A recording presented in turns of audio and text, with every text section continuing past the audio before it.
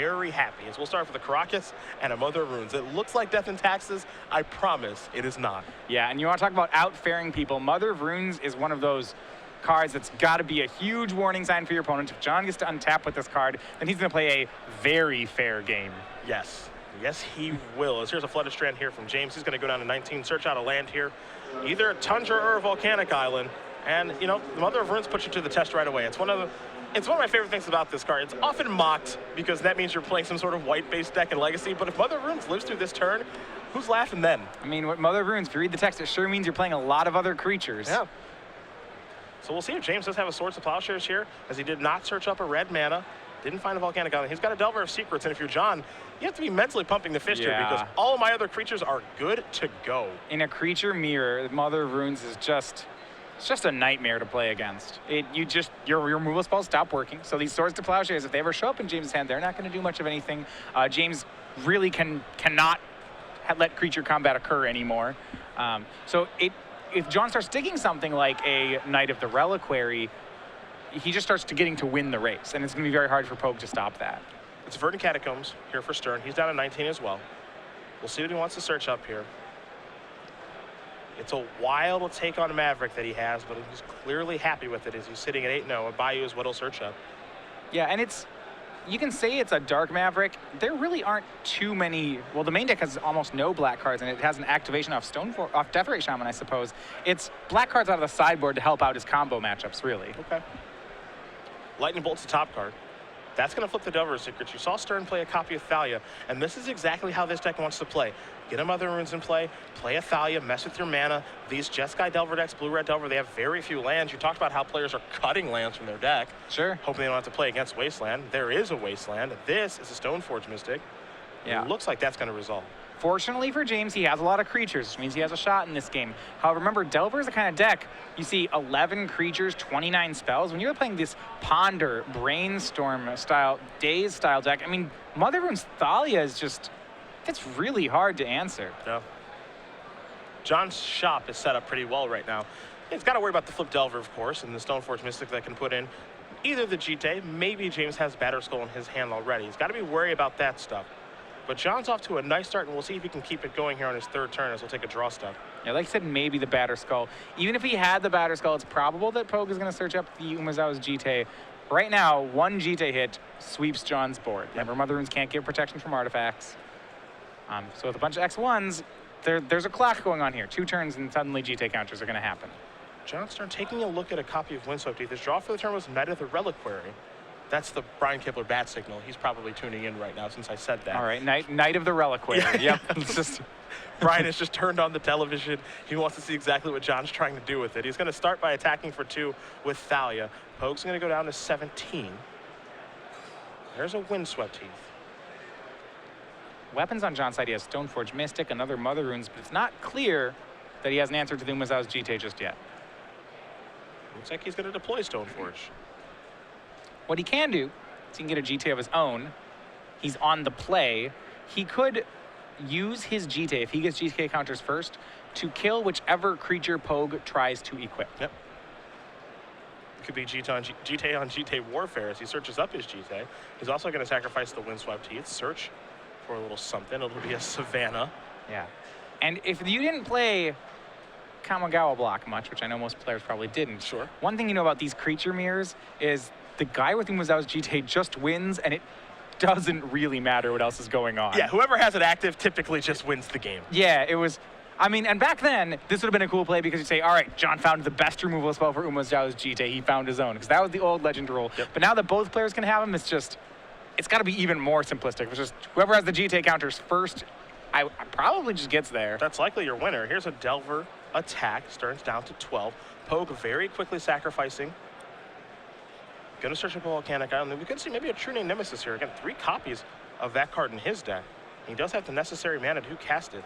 What's interesting here, so normally you'd say that Pogue would be behind on the GT race, right? John can play and equip it next turn. Yep. But actually Pogue's ahead on the GT race because he can Wasteland John and put a GT into play if he wanted, and then equip it. So he could be the first player to equip a GT had he decided to go for it. Looks like he's going to go with the True Name route, however.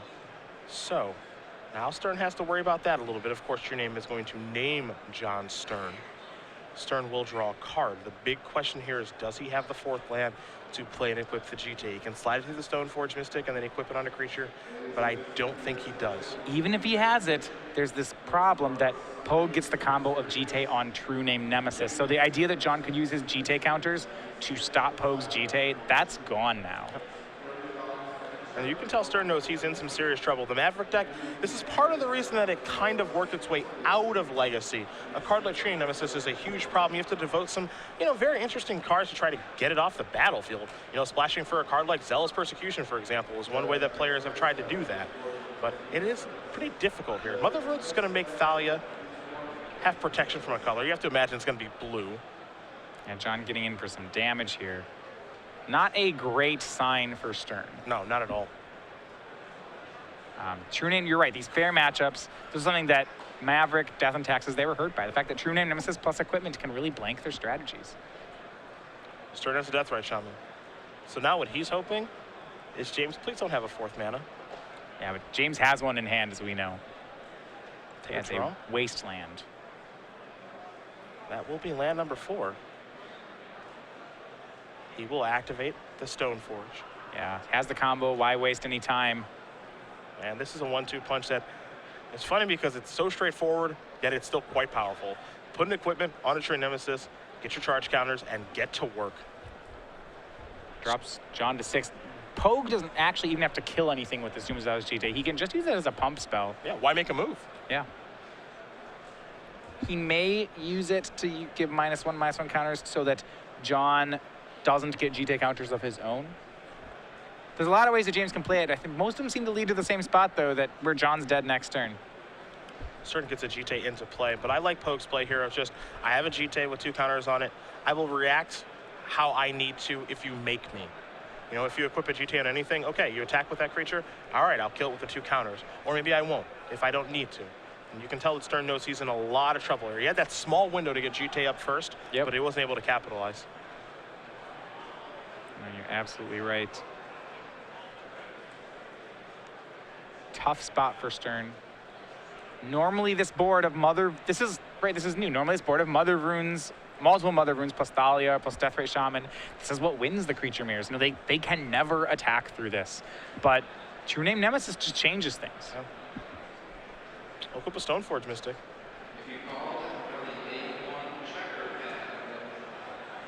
We'll see if Pogue is going to have some sort of response to this.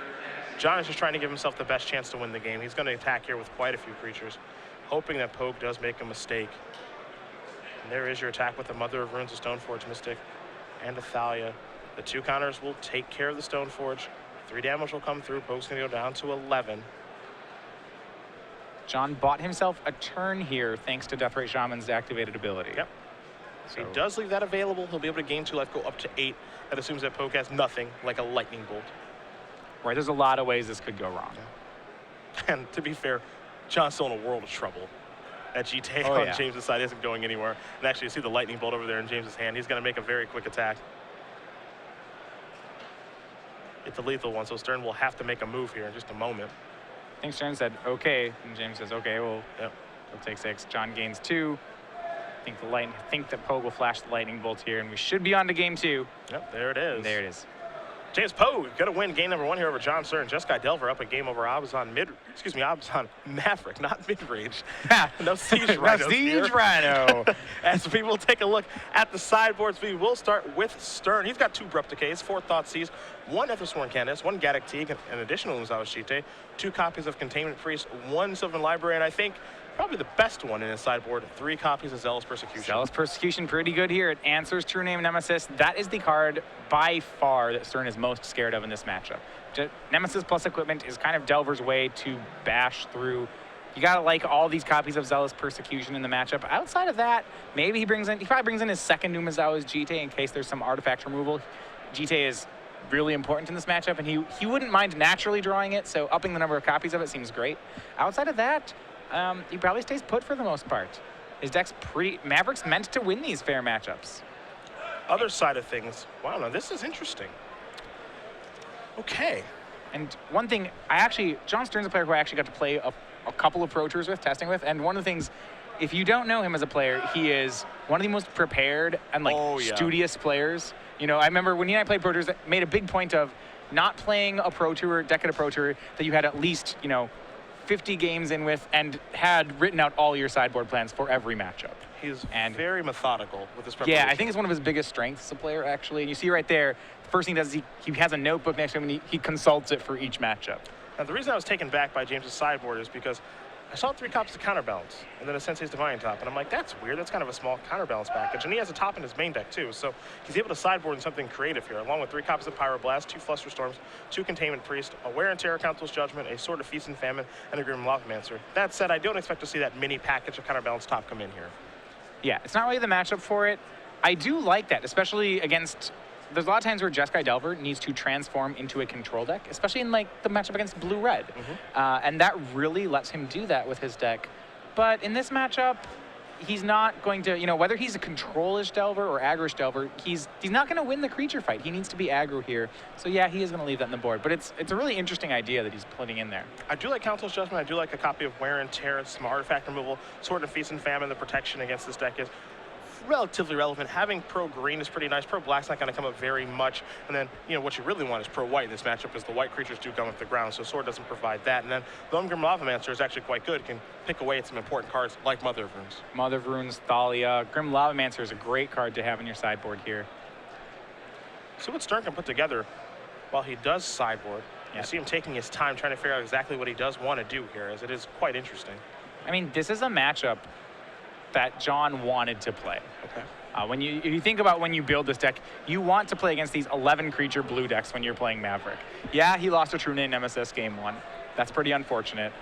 But he's got 2 games. He's probably the favorite in both of these post-board games. Does that mean he's the favorite to get them both? I don't know. Don't know how good the matchup actually is for him. It has to be pretty good to say that. But on paper, you have to like where John stands here. Yes, he can get he can get games stolen away from him with True Name Nemesis.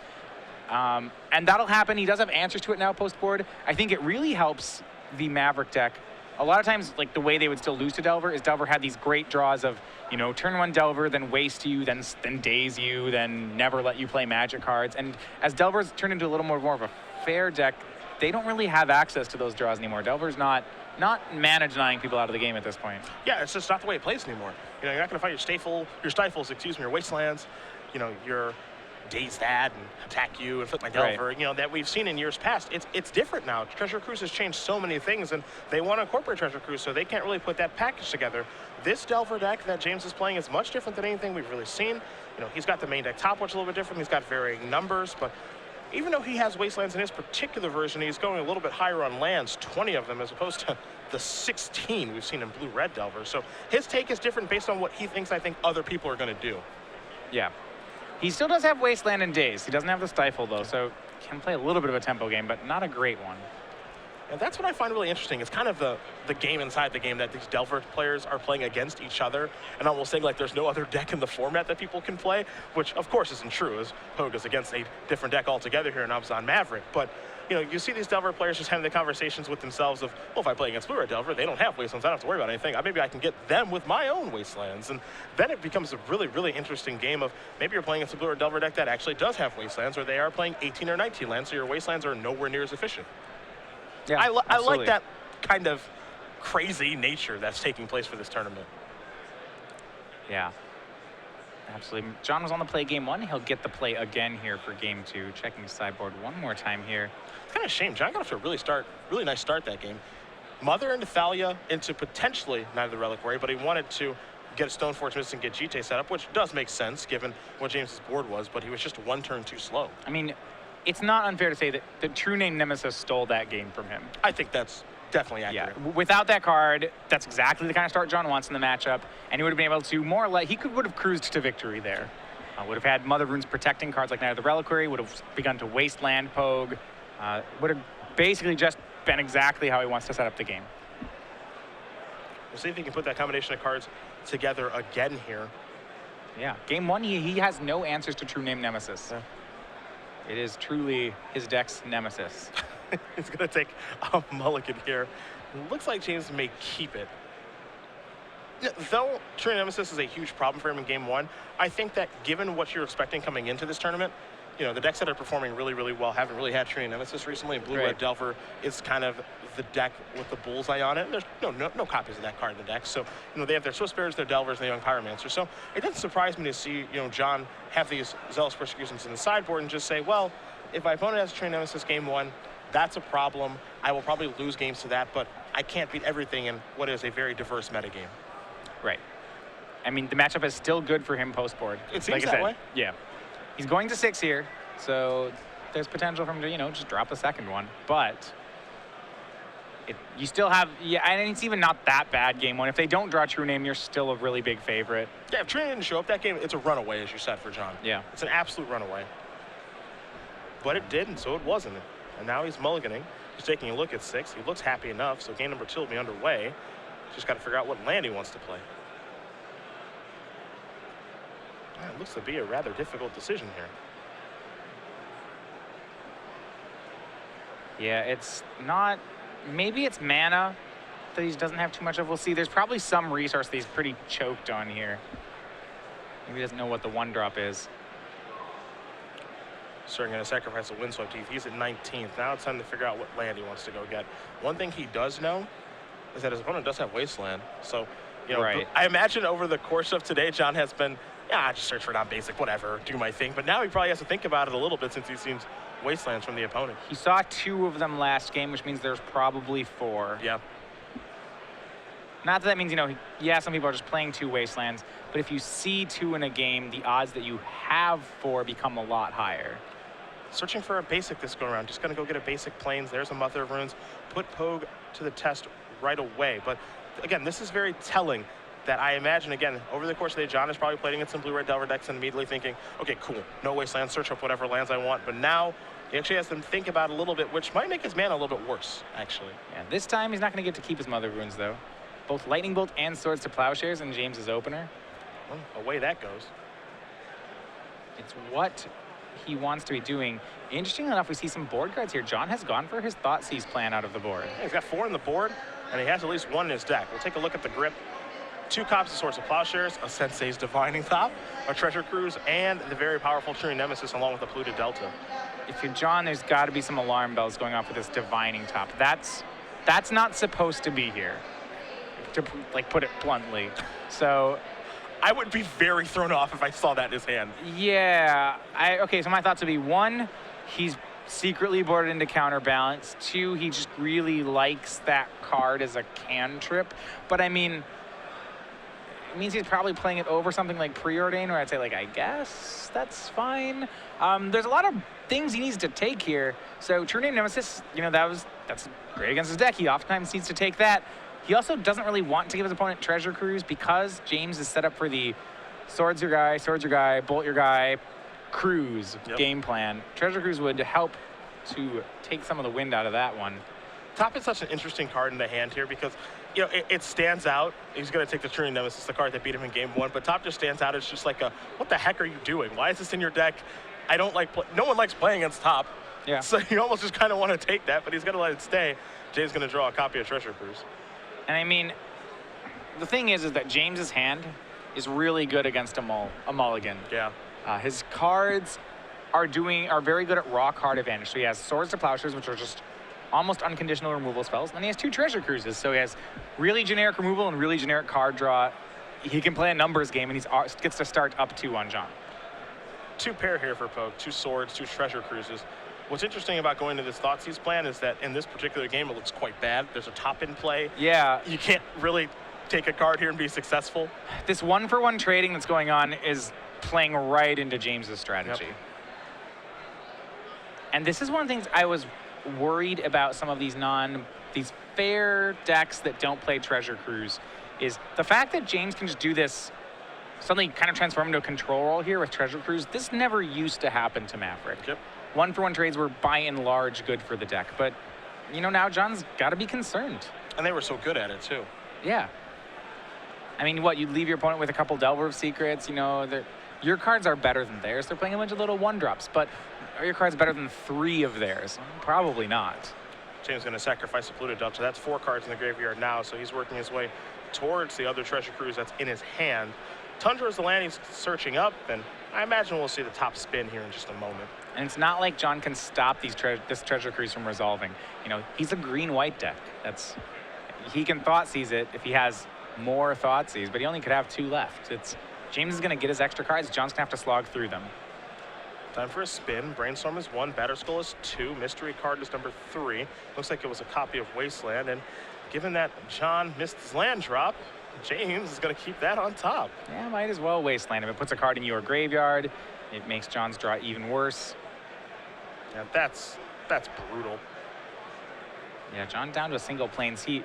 And this is where your card advantage plan has kind of embarrassed John's hand a little bit. He has cards like Swords to Plowshares in his hand. It's great for James. Now, John drew a copy of Wasteland, and I think in most instances, you'd be happy firing that off. Kill your white source, and now you have swords in your hand. You also have a treasure cruise. Maybe I can work through that, but because James has a top in play, I would not feel comfortable. Do that. Yeah. John needs to play the threats here. John needs to become the aggro deck because James's hand is really good at playing control. He has top in play. He has 2.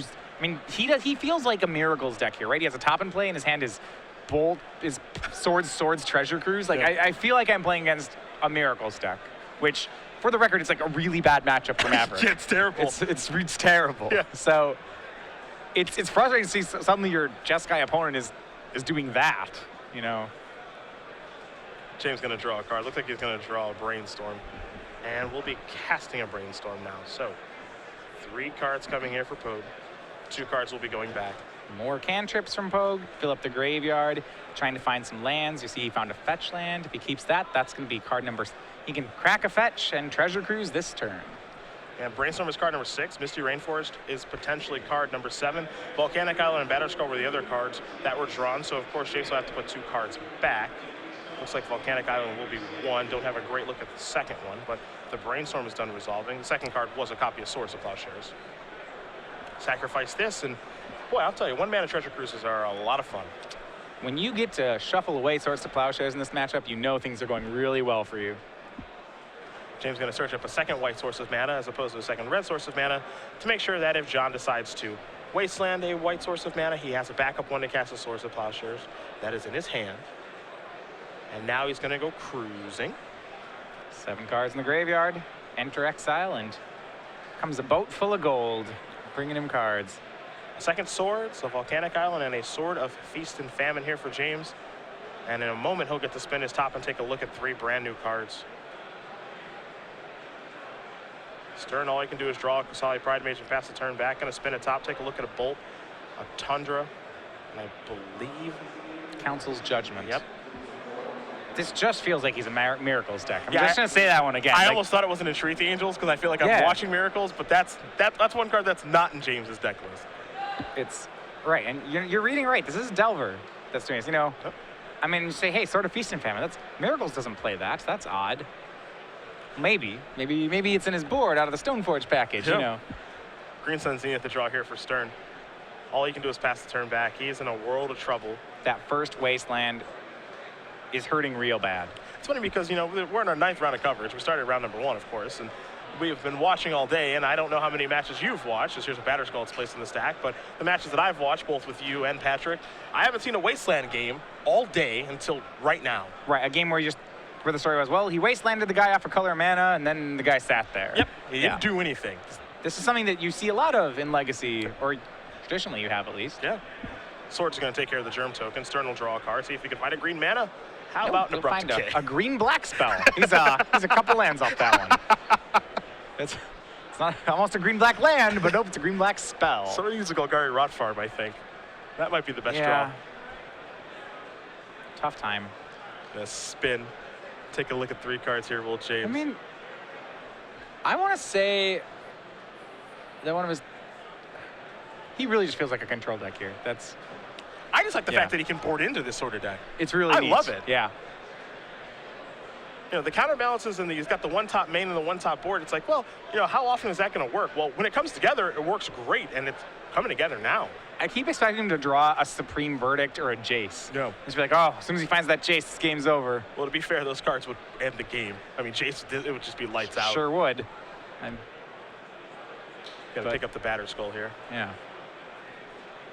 I think John may be giving a little thought to firing off a wasteland here and maybe choke James on mana. I don't know if that's going to win him the game, but I think he might be thinking about that. All right, so if you're John, you try to picture the scenario of what would have to happen for you to win. Seems to me like you have to be able to play these cards in your hand. How many cards in your hand does Wasteland actually cast? The answer's nothing. Yeah, fire it off. So Wasteland will take care of a Tundra after a Lightning Bolt takes care of the Mother of Wounds. James will draw. It's a copy of Brainstorm. So Batter Skull will not be hitting play this turn. James very patient, just going to pass the turn back. His turn will draw. Looks like a copy of Tarmogoyf before passing the turn back. Pogue going to spin. You see a Tarn, a Lavamancer, and a Delver's Secrets. There are the threats. Now he has things to put those weapons on. I mean, and John's just bricks the lands for far too many turns here. Yeah. Looks like Pogue may put Grim Lavamancer on top, which I actually like this a lot because you're able to play Lavamancer, equip the sword, leave up mana for a Swords of Plowshares, or spinning a top and pass the turn back comfortably. Yeah, Grim Lavamancer used to be a mainstay in these red-blue Delver decks. There's been some tension. This guy doesn't really like playing with Treasure Cruise too much. Savannah was the draw here for Stern. It's relatively late to the party, but better late than never, I suppose, as he can finally start casting some of the spells in his hand. Yeah, he can cast his spells. James has a Swords to Plowshares up, and he's going to start taking John's cards with that Sword of Feast and Famine.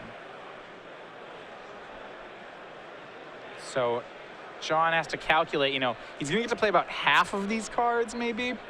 It's about the other half are going to go to the sword. So he's got to prioritize which of these have to resolve. I think Tarmogoyf's a great choice to start. That's in play. We're gonna get out the Tarmogoyf die here briefly. I don't think it's gonna be there very long. James can swords it. He can also just attack past it. Yeah, he will fire off the sword. You want to talk about a card we haven't seen a lot of? We talked about Wasteland. Tarmogoyf. Where's Tarmogoyf gone? His homes were swept away in a treasure cruise. All the places he used to live just flooded out. Teamer Delver basically sees no play. We know Maverick hasn't seen play for a while. Tarmogoyf used to be a Legacy All-Star. The Shardless deck. Yep.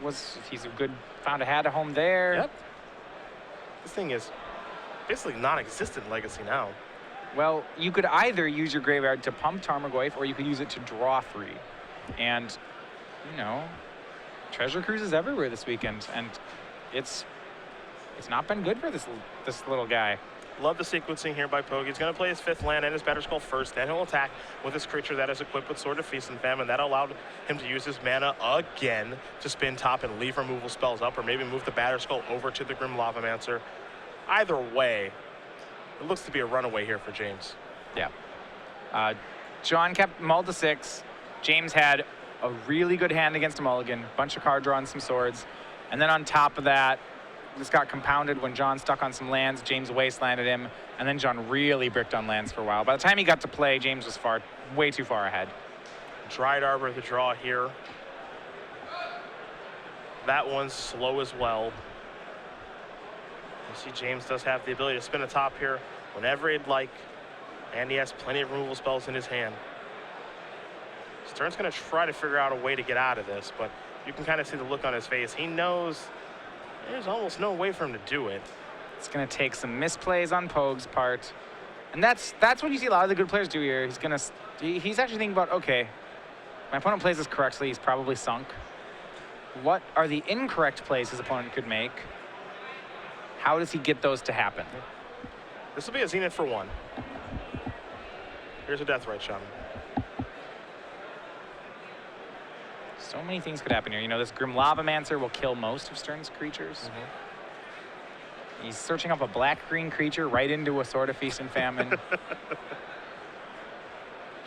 things you have to do here. They are difficult. Yep. Not really thrilled about any of them. Gotta spin the top here is James. Scalding Tarn, Volcanic Island, and a Treasure Cruise with 5 cards in the graveyard. Treasure Cruise. Great. Well, that will put some pressure on Pogue as to whether or not he wants to activate Grim Lavamancer. I suppose. No. There's a Scalding Tarn. That's the draw.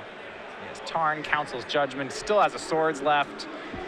Not to mention, he's got 3 ways to kill Deathrite Shaman. He's got a double-equipped Germ token. And now it looks like he's going to have 3 more cards. Yeah, I think he may have thought that he drew Treasure Cruise. It's actually not in his hand right now. Looks at wait, I don't have that. Yeah, he drew that's Tarn. Okay. That's okay. The next best card's probably pretty good too. Yeah. He's going to cast Brainstorm now. So looks like maybe a slight hiccup there from James.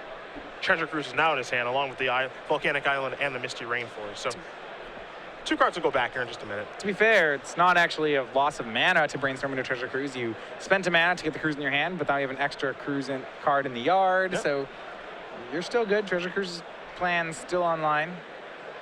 This fetch land makes it, I believe, 7 in the yard. It's either 6 or 7. It looks like it might be 6. The interesting thing here is that it doesn't really matter either way because he can tap a lot of mana for Treasure Cruise and gets to untap all of his lands because of the sword. Yeah, so he gets to have just, a boatload of fun. The Dryad Arbor I don't believe Dryad Arbor's green. He's just a land. So he could chump, I believe. Should be. Oh, no, he has the color identity circle, right? Yeah, he's it actually has to be green, right? Because you have the Zenith for it. Right, yeah. Yeah, he's not, okay. He's a green land. Yeah. It's a weird card. So yeah, so John, just knows he has the untap already. Yep. Great. There's Delver. There's Delver. Again, he's casting all of his spells in his main phase, and now he's attacking. There will be no blocking due to protection from green and black. So 6 damage will come through. Stern will have to discard a card. Pogue will get to untap all of his lands. And get to have even more fun in his second main phase. Yup. Well, at least someone's having fun here, right? Deathrite Shaman. Deathrite Shaman. See you later. John needs the green Treasure Cruise now. He's got a lot of stuff in his I graveyard. think that's Life Malone. Yup. I think. I'm trying to think of a green Treasure Cruise right now. That's the best I can do. He's going to need more than that for what it's worth. It's like, even if Green Sun Zenith, if that had Delve, first of all, the card would be insane. But, would it even be as good as Treasure Cruise? That's, that's ridiculous, giving that card Delve, first of all. Giving Green Sun Zenith Delve is a horrible, of course, idea. Yeah, I can't do it. But I mean, God, I'm trying to think, there's nothing, nothing on power, close to on that power level. Decide Pride Mage, meet Force of Will. Sure. Really expensive cancel. Yep. It counters the spell. And James should have him dead here. Yeah, John he's going to extend it. He can't go through it anymore. James Pogue is going to win this match over John Stern, 2-0. And for our Jeskai Delver player, 9-0 here in New Jersey.